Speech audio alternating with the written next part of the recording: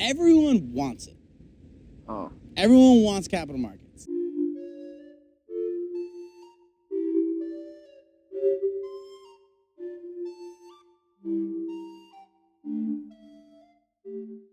Back in my Wall Street heyday, I made a few friends. We're about to go meet one of my good old friends who stayed on the dark side. He's still in TradFi.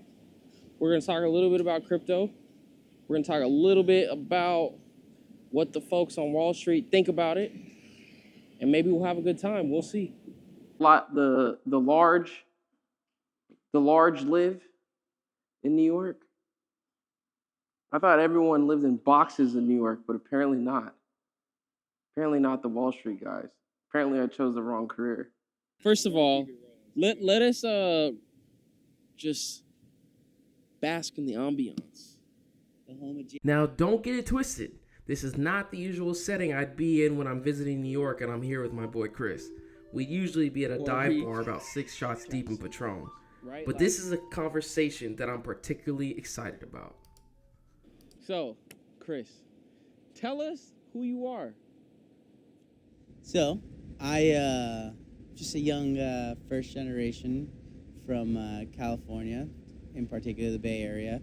I half Mexican, half Salvadorian. I first person in my family to go to college. My mother moved to the U.S. when she was 15, and no college education. She runs a print shop currently in the Bay Area. The kind of big chip on my shoulder has always been to be the first one to create new boundaries and to make different strides and expectations upon my family. And now I have 3, 4, 5 different little cousins that are in college and graduating. So it's been definitely been a ride, and it feels good to be able to set different standards. But now I moved to New York. I've been here going on 7 years now. I just recently made vice president at one of the bigger banks in New York City. And in particular, I work within the equities department and trading the short side. So everything kind of, the product is called securities lending, but we help clients facilitate short sale transactions. What does crypto mean to someone like you? Not much. And the reason for that, it feels that there has been a lot of guardrails placed throughout the ecosystem that haven't been taken off yet. And I would say the functionality of the product is definitely something that is undeniable across the floor. Everyone to a certain extent understands it and understands the motive and what they're trying to do. I think it's more so the risk of allowing it throughout the firm. Traditional equities goes back hundreds of years. And when you have something that is in such an infancy stage as crypto and the different coins, and obviously you're seeing what's happening in the stable coins nowadays, but the big banks appreciate stability, right? And you talk about this even with our hedge fund clients and our investors, where people appreciate the predictability of understanding how things play out, what things are going to do, how to liquidate positions, how to kind of get out of things, how to manage them, how to have margin requirements on them. And so when you don't know how a particular asset is traded, you don't have a huge kind of back test into how things have gone, it makes people very wary and cautious. And we have risk teams that are purposely creating these guardrails for this, right? And when you think about taking these guardrails off, there's a ton of kind of meetings and stress tests and like risk parameters that the big institutional banks are currently having that they would need to, quite frankly, take off for anything to be able to be productive. This, my friends, is one of the reasons why your mortgage is high as fuck right now. The Federal Reserve Bank, this might be more important than the Wall Street buildings down the street. They have more control over what you and I make, how much it costs to get things, how much it costs to get a car, how much it costs to live. Federal Reserve Bank of New York. So in crypto, we have the saying of aping. The banks aren't just gonna ape into crypto. I don't even know what aping means. Aping just means buy now, do research later. Fair. When you have a market cap of a company that's trading over 150 billion to sometimes 250 billion dollars, and it all comes down to your investors, right? So the last thing you want is for XYZ investor to be holding your bank stock and they are a 2%, 3% holder of the stock. They have influence into your board, because at the end of the day, when you're in corporate America, it's always who you report to, right? There's always a management chain, and everyone has a manager. Even the CEO has a manager, and that's the board, right? And so the board, their entire job is to effectively not let people ape, right? So the system is created to not allow people to do things without real deep diligence and knowledge and understanding of what you're doing, right?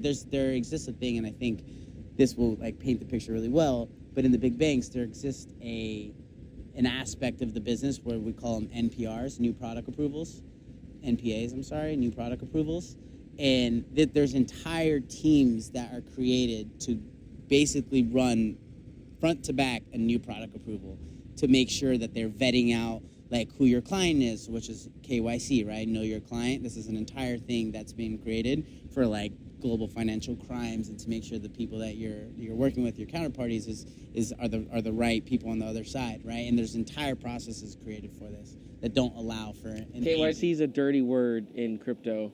People hate it. I'm sure they do, for good reason.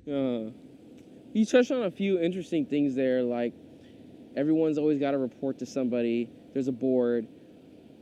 Have you seen any processes changing that may have begun to allow your clients, the bank's clients, to start allocating to crypto? Because we see it in the news, BlackRock, the Trump family. Is there something that has changed in the last few years, maybe?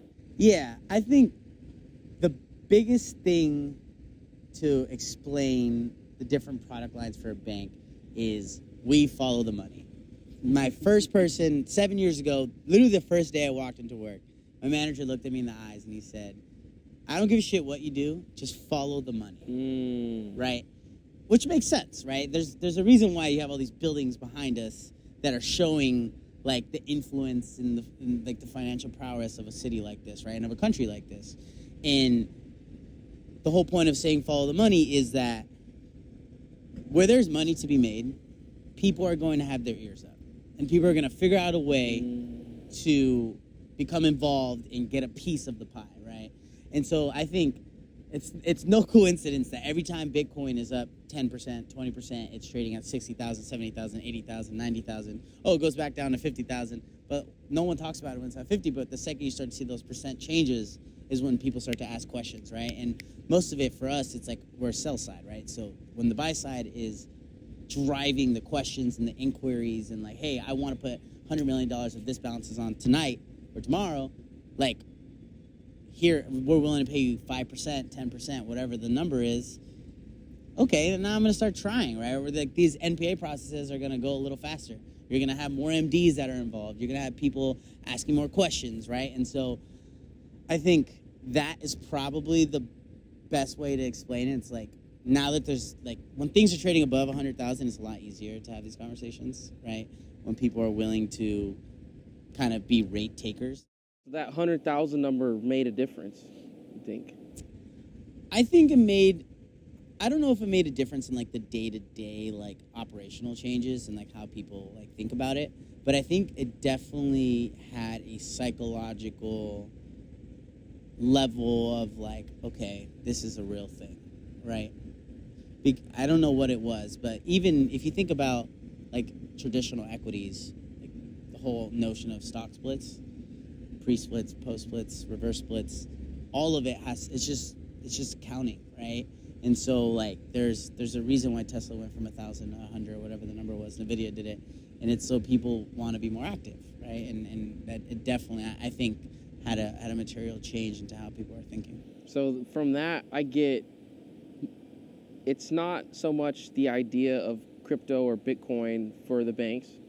There's like a liquid enough opportunity for you guys to make money. Yeah, absolutely. If anything, it is a threat to the traditional banking system. Do they have that conversation ever? Is that?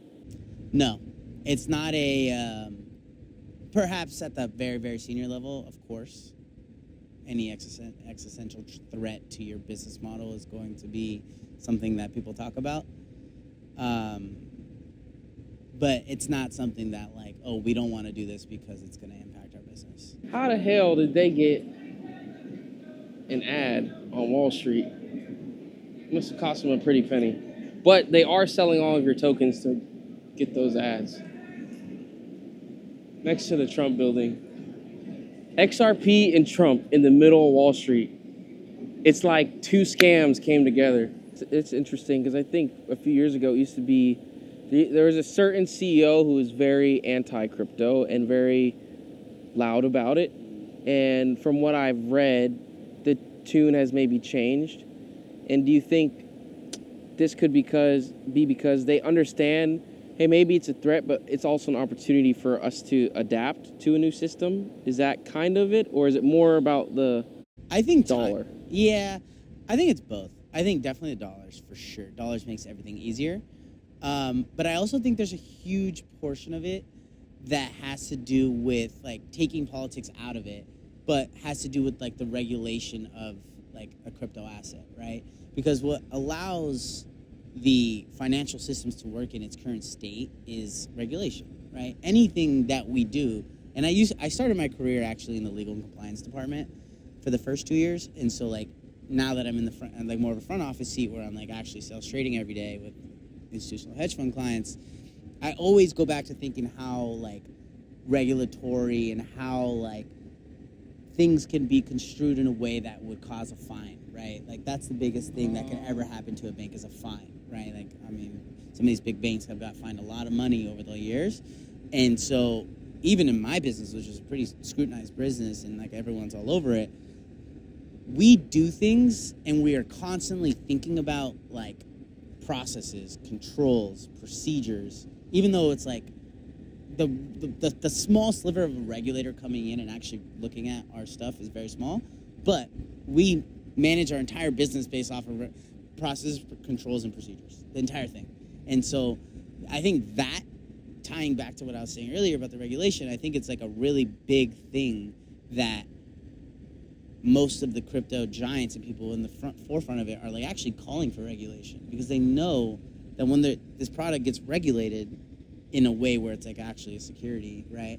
When you have a governing body that is like actually making sure the rules of the game are being played correctly, I think this product it's gonna take off, because it's like you start to have people actually being able to invest and people being able to create like financial derivatives and instruments and actually be able to trade it on like a macro scale, right? Rather than just like someone sitting in their mother's basement slinging derivatives off of stuff, right? But even GameStop was ran through a brokerage that was like regulated by SEC or FINRA or whoever the regulatory body of it, right? And so even though that was like gambling in a way, even gambling is regulated. Everything is regulated outside of like crypto, right? And like gambling has had this nasty stigma over the last however long, like forever probably in the history of humanity, because I like to gamble. It's in my blood. It's probably in everyone's blood, right? To a certain extent, generations back. But like, it's had such a bad stigma, but it's a thing now, and that's a perfect example of follow the money. Such a bad stigma. People have lost their shirts and their houses and everything, but like all of a sudden, people realize you could tax this and make money. Same thing with marijuana. Same thing, right? It's like, whoa, actually, hold on. Like, we've just demonized this product for so long, and once you can actually follow the money, figure out a way to regulate it, there's a way to actually. So maybe that's coming. I hope it does. Then I'll start buying crypto. Then you'll start buying crypto. The whole way up. Haven't wanted to. I haven't dabbled any of it. What we got here is the New York Stock Exchange, home of where companies IPO. That's right, I said IPO. Now, we don't IPO companies, but Internet Public Offering was born with the whole idea that companies launched on the internet. for the first time. And this is where it all originally started, the New York Stock Exchange. Everyone wants it. Oh. Everyone wants capital markets. Everyone. Because it's great for business. It's for sure the banks, but it's great for business for investors because, like, most investors in the current state have their money tied up in private assets, right?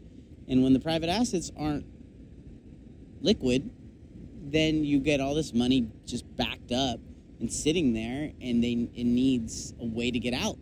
And honestly, I speak in an area of kind of ignorance here, but I would, if I was anyone, I would, especially in the crypto world, I would be like licking my chops at the idea of capital markets activity, because if capital markets activity comes, it's going to unleash a shit ton of capital from pensions, endowments, hedge funds, private equity funds, venture capitalist funds, and all of this money is going to need to be recycled in a way that is not all in the public markets. And so, and seeing it as something that's trade, like the crypto adoption is clearly here now. Like, why wouldn't a sliver of that recycled capital go into the crypto? This is actually a very interesting thing you brought up, because our name IPO, it stands for Internet Public Offering.